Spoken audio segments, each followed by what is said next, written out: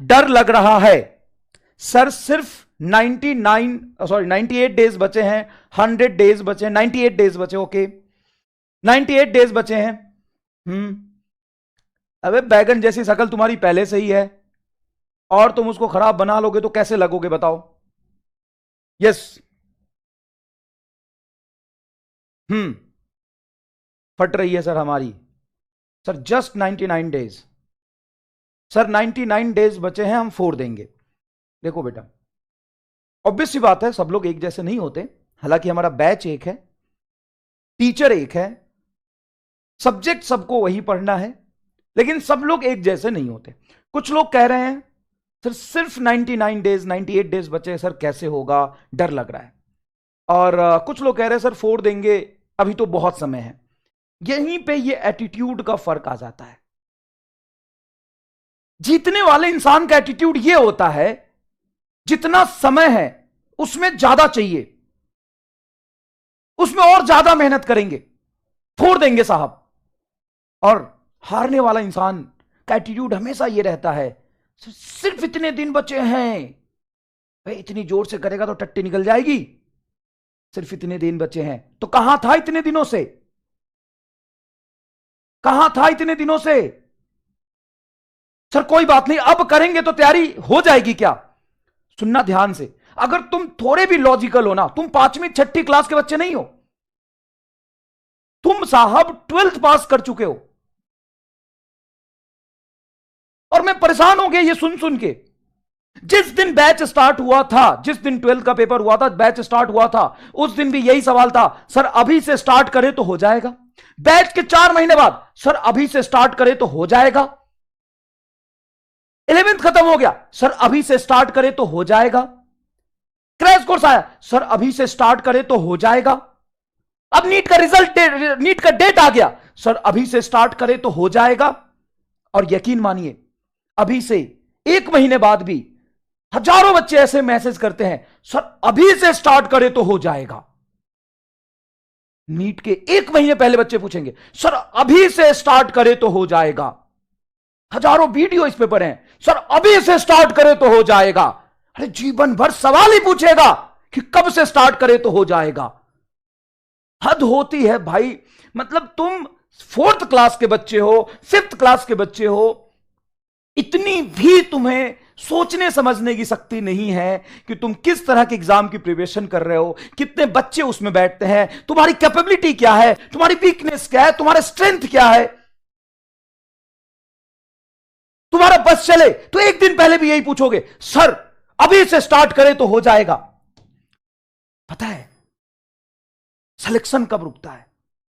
पता है सिलेक्शन कब रुकता है? कब रुकता है सिलेक्शन? जिस दिन नीट का डेट आता है, जिस दिन नीट का डेट आ जाता है ना, उसी दिन सिलेक्शन रुक जाता है। पर ऐसे कैसे? हम तो इंतजार कर रहे होते हैं कि कब नीट का डेट आए, हम पढ़ना शुरू करें और मास्टर से सवाल पूछे, सर अभी से स्टार्ट करें तो हो जाएगा क्या? देख भाई, बड़े बुजुर्ग ने कहा है, जब जागो तभी सवेरा। कुछ ना हो तो मेहनत करेगा तो जीवन में कुछ अच्छा जरूर हो जाएगा। हाँ, तू अभी से स्टार्ट कर। जो साल भर से पढ़ रहा है उसको थोड़ा एडवांटेज तो मिलेगा ना बेटा। तू अभी से स्टार्ट करेगा तो तुम्हें मेहनत ज्यादा करना पड़ेगा। ऑब्वियस सी बात है, तुम 3 महीने में भी नीट फोड़ सकते हो। नीट एग्जाम में कोई रॉकेट साइंस वाली चीजें नहीं आती है। नीट एग्जाम कोई ऐसा नहीं है कि जो हाई मेंटल एबिलिटी, बहुत इंटेलिजेंसी, इन सब चीजों का डिमांड रखता है। वो सिर्फ डिमांड करता है तुम्हारे डेडिकेशंस का, तुम्हारे भूख कितनी है उस चीज को पाने की, तुम्हारे अंदर जिद क्या है, कितना जिद्दी हो तुम उस चीज को पाने के लिए। सिर्फ इस बात का डिमांड करता है। सिर्फ 10 मिनट में तुमसे बात करूंगा। देख, जैसे ही नीट का डेट आ जाता है तो 2 तरह के बच्चे होते हैं। देखो, बच्चे ये नहीं कह रहा कि इसका सिलेक्शन होगा इसका नहीं होगा। दो तरह के बच्चे होते हैं, जिनके कुछ 500 प्लस मार्क्स आ रहे होते हैं और जिनके 300 प्लस मार्क्स आ रहे होते हैं।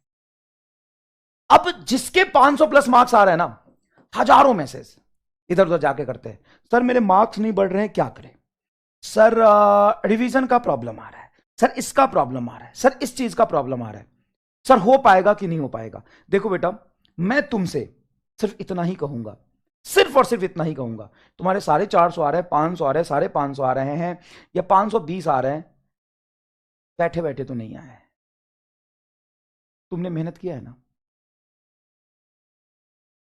तुमने मेहनत किया है ना, तुमने समय दिया है ना, तभी आ रहा है।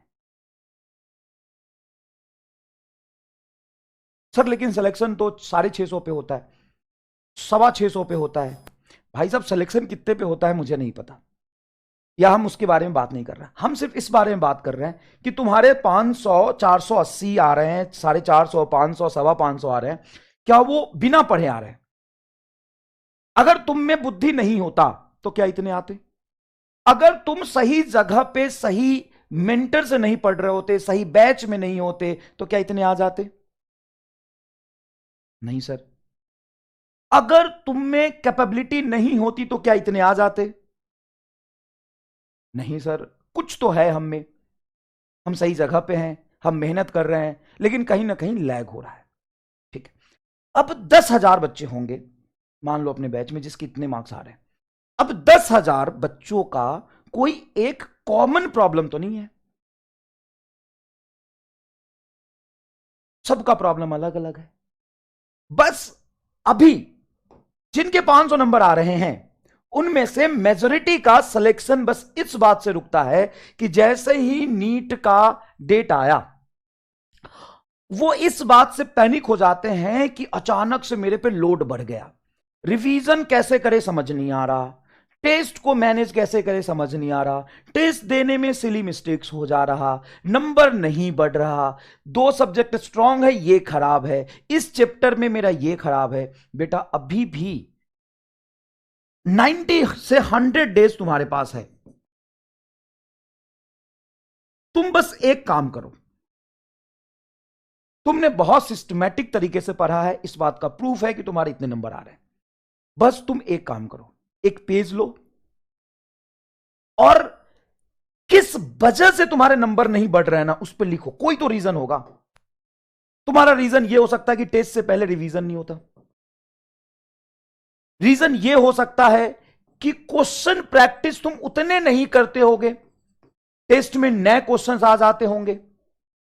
तुम्हारा वीकनेस यह हो सकता है कि तुम सिली मिस्टेक्स कर देते हो, सिली मिस्टेक कर देते हो। तुम में कितनी कमियां है ना इस बात से फर्क नहीं पड़ता, तुम अपनी काउंटलेस कमियों को लिखो, जो तुम्हें लग रहा है ना तुम लिखो। तुम में कुछ अच्छाई है तो कुछ कमी भी होगा ना। सर हमारा फिजिक्स ही खराब है सर पूरा, तो लिख मेरा फिजिक्स खराब है। अब ऐसा भी नहीं होता कि फिजिक्स पूरा खराब है, फिजिक्स में मेरे 6 चैप्टर खराब है, लिख लिख और अपने आप से ईमानदार बनो। और ये सब चीज करने के लिए ना तुम्हें किसी टीचर के पास जाने की जरूरत नहीं है, कोई यूट्यूब वीडियो देखने की जरूरत नहीं है, ना ही तुम्हें अपने दोस्तों से बात करने की जरूरत है। तुम अपनी कमी खुद समझते हो। और तुम ये क्यों नहीं मान रहे यार कि तुम बच्चे नहीं रहे, अब तुम ये क्यों नहीं मान रहे? तुम अपना आगे का स्ट्रैटेजी खुद बना सकते हो। कुछ दिन पहले ही मैंने कहा था, दूसरे की गर्लफ्रेंड, दूसरे का नोट्स और दूसरे का स्ट्रैटेजी आपके किसी काम का नहीं है, बस वो दिखने में ही अच्छा लगता है। हाँ, स्ट्रैटेजी भी जोड़ दिया, दूसरे की गर्लफ्रेंड, दूसरे की स्ट्रैटेजी और दूसरे का नोट्स आपके किसी काम का नहीं है। हाँ, और दूसरे का मोटिवेशन भी, दूसरे का नोट्स, दूसरे की स्ट्रैटेजी, दूसरे का मोटिवेशन और दूसरे की गर्लफ्रेंड आपके किसी काम का नहीं है। अगर आप किसी शहर के किसी हॉस्टल में रह रहे हैं, या फिर आप लाइब्रेरी में जाके पढ़ रहे हैं, या फिर आप कहीं ग्रुप स्टडी करते हैं अपने मोहल्ले में, तो ये प्रॉब्लम ना तो किसी टीचर से जाके शेयर करना है, ना तो होता है मान लो कोई लाइब्रेरी में हम पढ़ने जा रहे हैं, उस लाइब्रेरी के कोई नेता होते हैं, एक भैया होते हैं जिनसे सब जाके पूछते हैं कि भैया कैसा लग रहा, आप कुछ बताइए इस बार पेपर कैसा आ सकता है। अबे उसको इतना ही पता होता तो कॉलेज में नहीं होता, बेवकूफ है वो। भैया आप बताइए कि मेरा सिलेक्शन होगा कि नहीं होगा। अरे भैया को खुद ही नहीं पता, और भैया को अगर फ्यूचर पता होता, अच्छा भैया बताते भी है तुम्हारा ये कमजोर लग रहा है, तुम यहां मेहनत करो, कंप्लीट आइसोलेशन। भैया तो छोड़, अपने मां बाप से भी रिश्ता तोड़ दे। इस 3 महीने तुम्हें कंप्लीट आइसोलेशन में जाना ही है। कंप्लीट आइसोलेशन सबसे बड़ा इंपॉर्टेंट और जरूरी काम है कि तुम्हें कंप्लीट आइसोलेशन में जाना है। Complete isolation. तुम्हें अपने वीकनेस को लिखना है, अपने स्ट्रॉन्ग पॉइंट को भी लिखो, ताकि तुम्हें थोड़ा मोटिवेशन मिले कि मेरा ये ठीक है, ये खराब है। अब तुम्हारे नंबर अगर 480 आ रहे हैं तो नेक्स्ट एग्जाम में जान लगा दो, अपने 2 वीकनेस पे काम करो, उसको 490 लाने की कोशिश करो। यहां से सीधा 550 नहीं जाएगा। तुम्हारे 500 नंबर आ रहे बेटा, तू मेहनत कर, तू जितना कर रहा था उससे थोड़ा ज्यादा पर, तू 510 नंबर लाने की कोशिश कर। और कैसे नहीं होगा यार, जब 500 आ सकते हैं तो 510 क्यों नहीं, 510 आ सकता है। 20 दिन और पढ़ेगा, खूब मेहनत करेगा अपनी 10 कमजोरियों पे। अरे कुछ तो कमजोरी है तभी तो नंबर नहीं आ रहे ना यार, कुछ तो प्रॉब्लम है ना। वो प्रॉब्लम मैं जानता हूं क्या, मैं कंपटीशन की तैयारी कर रहा हूं, मैं फिजिक्स केमिस्ट्री पढ़ा हूं क्या, सॉरी बायोलॉजी पढ़ा हूं क्या, नहीं तो मैं कैसे बताऊं नीट कैसे क्वालिफाई होगा, कैसे पढ़ने से और क्या स्ट्रेटजी रखनी है। अरे मैं तो सीधा साधा मास्टर हूं जो खाली फिजिक्स पढ़ाता हूं, मुझे फिजिक्स आता है बस। तो मैं तुम्हें क्या स्ट्रेटजी दे दूंगा, एक बायोलॉजी का मास्टर क्या स्ट्रेटजी दे देगा बता। या नेतागिरी करने से, है ना, ग्रुप डिस्कशन करने से, भाषणबाजी करने से क्या हो जाएगा। तू 6ठी क्लास का बच्चा है, तू 5वीं क्लास का बच्चा है, नहीं है ना। और जब तू इतने नंबर ला सकता है, इतने नंबर ला सकता है, तो इसे 20 ज्यादा नंबर क्यों नहीं ला सकता, 20 नंबर ज्यादा क्यों नहीं ला सकता, बता, इसका रीजन बता मुझे। तू मेरे से आगे पूछेगा, सर आप बताओ नंबर नहीं बढ़ रहे 2 महीने से, आप बताओ। अबे मैं क्या बताऊं तुम्हारी प्रॉब्लम, तू कहां लैग कर रहा है। रियलिटी में तुम जो फील कर रहे हो उसको मैं कैसे समझूं। तुम्हारा बायोलॉजिकल साइकिल क्या है, तुम्हारा पास्ट क्या है, तुम्हारा फ्यूचर क्या है। तुम कहीं लड़कीबाजी के चक्कर में तो नहीं पड़े हो, मैं क्या जानूं किस वजह से तेरा नंबर कम आ रहा है।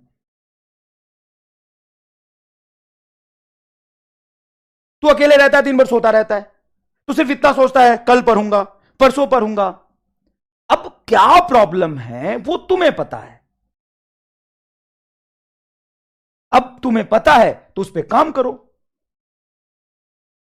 मैं तुम्हें बता दूं, 90 दिन बच्चे हैं, ये चैप्टर लिख लो जो अभी करने हैं, 10 दिन में रिवीजन करना, इतने टेस्ट देना। तुम्हें नहीं पता कि टेस्ट देने से नंबर इंप्रूव होता है, और टेस्ट देने से अपनी कमियां पता चलती है, और 15 टेस्ट देना जरूरी है। तुम्हें नहीं पता, नहीं पता है ना, तो एक काम कर, अगले साल ड्रॉप कर ले। तुम्हें यह भी नहीं पता, तो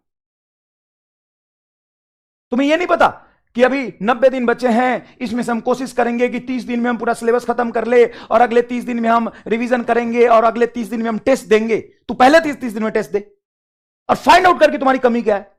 हर आदमी का प्लान अलग होता है, हर आदमी का टाइम अलग होता है, हर आदमी का मेंटल स्टेट अलग होता है, हर आदमी का काम करने का तरीका अलग होता है। और हमने हजारों बच्चे देखे ऐसे जिसके 250 आ रहे होते हैं, और वो नीट एग्जाम में 500 लेके आता है, 550 लेके आता है। और अपनी स्ट्रेटजी कभी से शेयर मत करो, किसी से शेयर मत करो, और ना ही उसको वेरीफाई करो। तुम्हारा टाइम जोन है, तुम्हारा तरीका है, तुम पढ़ो। कोई अच्छा दोस्त मिलता है, बहुत अच्छा दोस्त मिलता है, जो तुम्हारी 2-4 डाउट बता सकता है सब्जेक्ट में, उससे बात करो। रिवीजन प्रॉब्लम बच्चा लिखता है, तो रिवीजन प्रॉब्लम क्यों है, तो टाइम नहीं है, सबके पास उतनी ही टाइम है। अगर कोई कर पा रहा है, आप नहीं कर पा रहे हैं, तो क्यों नहीं कर पा रहे। मैं गोली खिला दूं क्या एक, जिससे रिवीजन हो जाएगा। और जिनके 350 नंबर आ रहे हैं उनको लगता है डर।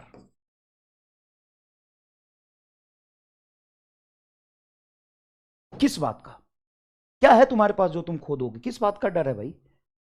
कौन से तुम डॉक्टर बनने वाले थे, तुम गवर्नर हो कहीं के, और तुम्हारी गांव में इज्जत है।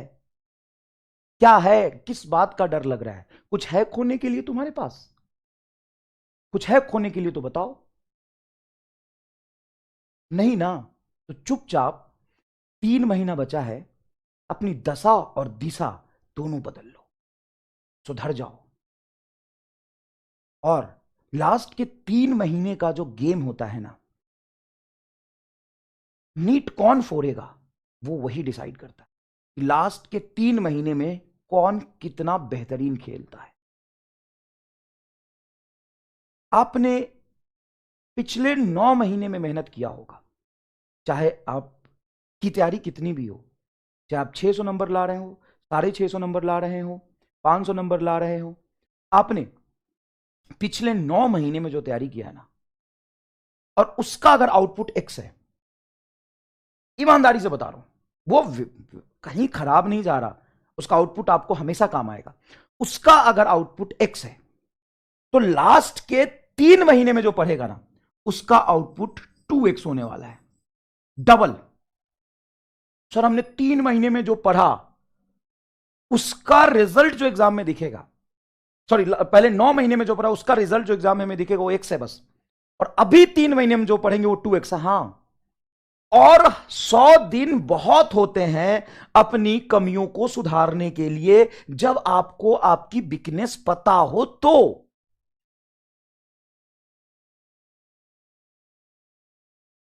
आपके पास 100 दिन है अपने ऊपर लगा काला धब्बा, डाउट, वीकनेसेस, इन सबको ठीक करने का। और याद रखिएगा, ना तो इस जमाने में तुम्हारा कोई सच्चा दोस्त है, ना ही कोई रिलेटिव है, मां बाप एक अलग केस होता है, लेकिन वो भी सक्सेस को अप्रिसिएट करते हैं, रिस्पेक्ट करते हैं।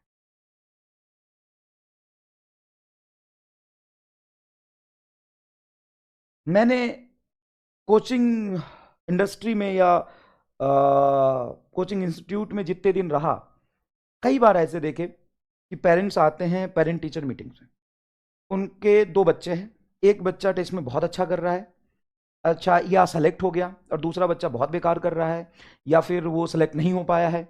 उसी इंस्टेंट पे सबके सामने वो कहते हैं ये मेरी बेटी बहुत अच्छी है, ये घर का नाम रोशन करेगी, और ये नालायक है, इससे कुछ नहीं होगा, पता नहीं मैंने इसको पैदा ही क्यों की।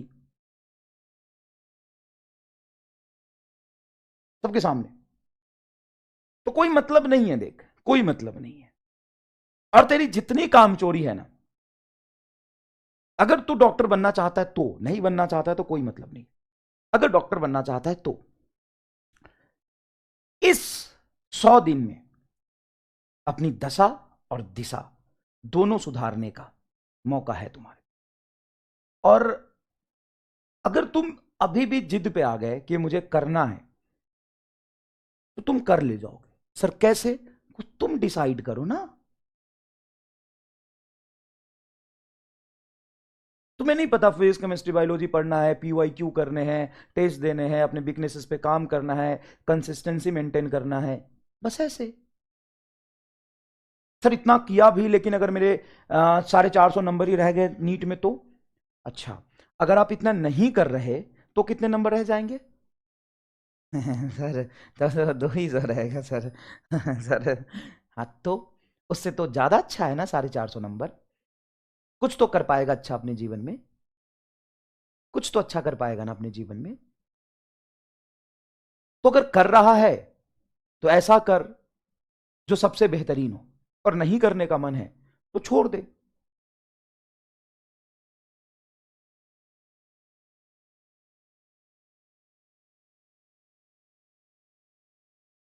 नहीं करना है तो छोड़ दे।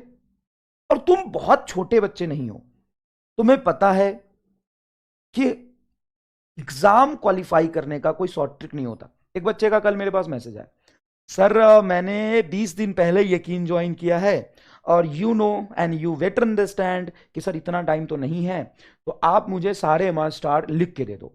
अबे भाई, मैं चीख चीख के चिल्ला चिल्ला के समझाता रह गया कि एमआर स्टार एक कंसेप्ट है, आपको संघर्ष करना पड़ेगा, आपको चीजें सिस्टमेटिक तरीके से सीखनी पड़ेगी, कोई शॉर्ट ट्रिक नहीं है। तो भी तुम नहीं मानते हो यार। तो भी तुम नहीं मानते हो।